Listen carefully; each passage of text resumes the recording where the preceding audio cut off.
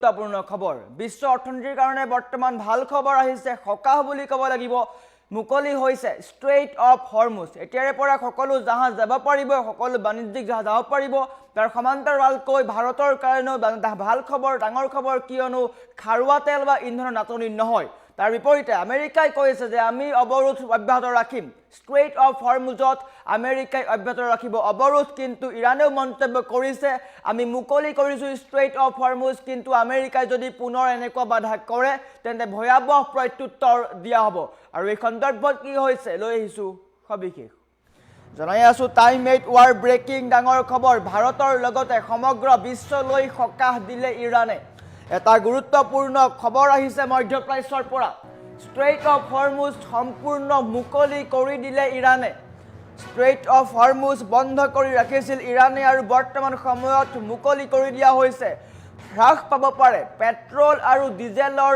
আন্তঃৰাষ্ট্ৰীয় মূল্য straight of হৰমুজত এতিয়াৰে পৰা কোনো বাধা নাথাকিব সকলো বাণিজ্যিক জাহাজ যাব পাৰিব ষ্ট্ৰেইট অফ হৰমুজেৰে স্পষ্ট কৰি দিছে ইৰানে এই কথা স্পষ্ট কৰিছে যে সকলো বাণিজ্যিক জাহাজ ষ্ট্ৰেইট অফ হৰমুজেদি যাব পাৰিব জলপথত পুনৰ তীব্ৰতৰ হ'ব বাণিজ্যিক জাহাজৰ চলাচল পুনৰ খাৰুৱা তেল বা অন্য এলপিজি হওক পেট্ৰল ডিজেল সকলো অহা যোৱা কৰিব পাৰিব বা আমদানি ৰপ্তানি কৰিব পাৰিব যুদ্ধৰ পৰিৱেশ শান্ত হোৱাৰ পিছতে এই পৰিস্থিতি বা এই সিদ্ধান্ত লৈছে ইৰানৰ এই সিদ্ধান্তৰ মাজতে কিন্তু আমেৰিকাৰ হুংকাৰ আমেৰিকাই বিপৰীত মন্তব্য কৰিছে নমনীয় নহয় ডোনাল্ড ট্ৰাম্পে কৈছে আমি অব্যাহত ৰাখিম অৱৰোধ ইৰানৰ ওপৰত অব্যাহত থাকিব আমেৰিকাৰ প্ৰতিবন্ধকতা আমেৰিকাই কিন্তু নিজৰ স্থিতিত অটল আছে আমেৰিকা নমনীয় নহয় ইৰানৰ বন্দৰসমূহৰ ওপৰত আমেৰিকাৰ চকু ইৰানৰ বন্দৰৰ ওপৰত আমেৰিকাৰ চকু আৰু এনেকৈ মধ্যপ্ৰাচ্যত যুদ্ধবিৰতি হোৱাৰ পিছত বা লেবাননৰ সৈতে যুদ্ধবিৰতি হোৱাৰ পিছত পুনৰ এবাৰ শান্তি ঘূৰি অহাৰ দিশে কিন্তু আমেৰিকাই ভয়াবহ মন্তব্য কৰিছে যি মন্তব্যৰ ফলত পুনৰ এবাৰ বিশ্বত হাহাকাৰ লাগিছে ইৰানে মুকলি কৰি দিছে ষ্ট্ৰেইট অফ হৰমুজ মুকলি কৰি দিয়াৰ পিছতেই সমগ্ৰ বিশ্বত সকাহ বুলি ক'ব লাগিব খাৰুৱা তেলৰ পৰা আৰম্ভ কৰি সকলো ইন্ধন এলপিজি সকলো এতিয়া উপলব্ধ হ'ব নাটনি নহয় খাৰুৱা তেল বা এলপিজিৰ ষ্ট্ৰেইট অফ হৰমুজেদি সকলো জাহাজ আহিব পাৰিব বিশেষকৈ ভাৰতৰ কাৰণে ভাল খবৰ ভাৰতৰ কাৰণে বৃহৎ সকাহ বুলি ক'ব লাগিব ভাৰতীয় জাহাজো আহিব পাৰিব সম্পূৰ্ণকৈ মুকলি কৰি দিছে সকলো ৰাষ্ট্ৰৰ জাহাজ যাব পাৰিব ষ্ট্ৰেইট অফ হৰমুজেৰে কিন্তু তাৰ মাজতেই আমেৰিকাৰ ৰাষ্ট্ৰপতি ডোনাল্ড ট্ৰাম্পে বৃহৎ মন্তব্য কৰিছে তেওঁৰ মতে আমি নমনীয় নহওঁ আমাৰ প্ৰতিবন্ধকতা থাকিব ইৰানৰ ওপৰত এনেকৈ পুনৰ এবাৰ বৃহৎ মন্তব্য কৰিছে আনহাতে ইৰানেও সকিয়নি প্ৰদান কৰিছে আমেৰিকাক যদি আমেৰিকাই এনেকুৱা কাণ্ড কৰে তেন্তে কিন্তু ভয়াবহ আক্ৰমণ হ'ব ইৰানে ষ্ট্ৰেইট অফ হৰমুজ খুলি দিছে ঠিকেই আছে ৰাষ্ট্ৰৰ কেইবাখনো ৰাষ্ট্ৰৰ কাৰণে ভাল হৈছে সকাহ বুলি ক'ব লাগিব কিয়নো হ্ৰাস পাব পাৰে পেট্ৰল ডিজেলৰ আন্তঃৰাষ্ট্ৰীয় মূল্য নাটনি নহয় এলপিজিৰ নাটনি নহয় ষ্ট্ৰেইট অফ হৰমুজেৰে সকলো জাহাজ চলাচল কৰিব পাৰিব কিন্তু তাৰ বিপৰীতে আমেৰিকাৰ দাবী আমি নমনীয় নহওঁ ইৰানৰ ওপৰত থকা সকলো প্ৰতিবন্ধকতা অব্যাহত থাকিব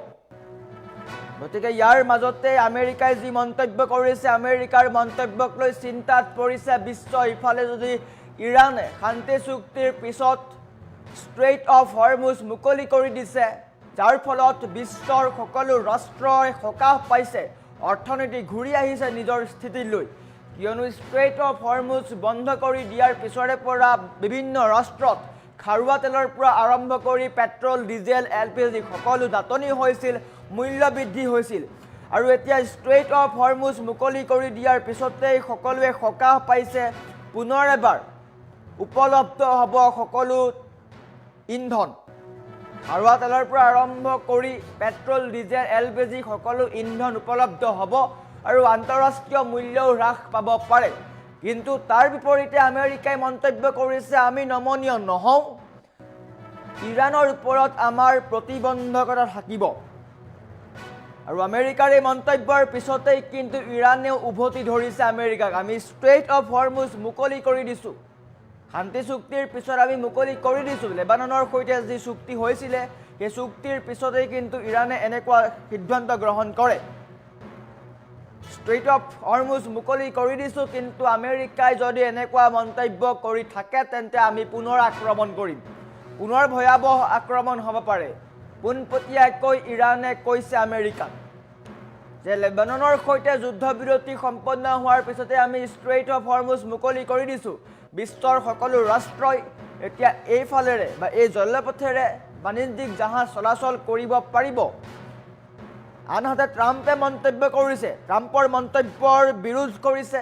ট্ৰাম্পে কৈছে যে আমি নমনীয় নহওঁ, ডনাল্ড ট্ৰাম্প নমনীয় নহয়, ইৰাণৰ ওপৰত সকলো প্ৰতিবন্ধকতা থাকিব। ষ্ট্ৰেইট অফ হৰমুজ ইৰাণে মুকলি কৰিলেও আমেৰিকাই নকৰে বুলি উল্লেখ কৰিছে। আৰু সেই মন্তব্যৰ পিছতে আমেৰিকাক পোনপটীয়াকৈ ৰঙা চকু দেখুৱাইছে ইৰাণে। ইৰাণে কৈছে যে আমেৰিকাই যদি এইসমূহ কৰা বন্ধ নকৰে তেন্তে আমি কিন্তু প্ৰত্যুত্তৰ দিম, আৰু ইয়াৰ প্ৰত্যুত্তৰ ভয়াৱহ হ'ব। আৰু এনেকৈ মধ্যপ্ৰাচ্যৰ পৰিস্থিতি অধিক উত্তপ্ত হৈ পৰা দেখিবলৈ পোৱা গৈছে। আমেৰিকাৰ মন্তব্যৰ বিপৰীতে ইৰাণে তীব্ৰ সকিয়নি দিছে। লেবাননৰ সৈতে যুদ্ধবিৰতি সম্পন্ন হোৱাৰ পিছতে ইৰাণে ষ্ট্ৰেইট অফ হৰমুজ মুকলি কৰি দিছে। বিভিন্ন ৰাষ্ট্ৰৰ কাৰণে এতিয়া সকাহ বুলি ক'ব লাগিব। ইন্ধনৰ নাটনি নহয়, খাৰুৱা তেল উপলব্ধ হ'ব। তাৰ সমান্তৰালকৈ ষ্ট্ৰেইট অফ হৰমুজেৰে সকলো জাহাজ চলাচল কৰিব পাৰিব। কিন্তু তাৰ বিপৰীতে আমেৰিকাই মন্তব্য আগবঢ়াইছে যে আমি ষ্ট্ৰেইট অফ হৰমুজক মুকলি নকৰোঁ, আমি অৱৰোধ কৰিম। ট্ৰাম্পৰ এই মন্তব্যৰ পিছতেই ইৰাণে গৰজি উঠা দেখিবলৈ পোৱা গৈছে, কিয়নো ইৰাণে কৈছে আমি লেবাননৰ সৈতে শান্তি চুক্তি কৰিলোঁ, তাৰ পিছত ষ্ট্ৰেইট অফ হৰমুজ মুকলি কৰিলোঁ, বিশ্ব শান্তিৰ কাৰণে ষ্ট্ৰেইট অফ হৰমুজ মুকলি কৰিলোঁ। কিন্তু আমেৰিকাই যদি এনেকুৱা মন্তব্য পুনৰাই কৰি থাকে তেন্তে কিন্তু ভয়াৱহ পৰিস্থিতি হ'ব, আৰু তাৰ কাৰণে দায়ী হ'ব আমেৰিকা। আৰু এনেকৈ মধ্যপ্ৰাচ্যত শান্তিৰ বাতাবৰণৰ মাজতেই পুনৰ এবাৰ ভয়াৱহ পৰিস্থিতি হোৱাৰ দিশে আমেৰিকাই যদি ইৰাণৰ এই কথা মানি নলয় তেন্তে কিন্তু ভয়াৱহ পৰিস্থিতি হ'ব পাৰে। গতিকে লক্ষণীয় হ'ব আমেৰিকাই এই ক্ষেত্ৰত কি পদক্ষেপ গ্ৰহণ কৰে।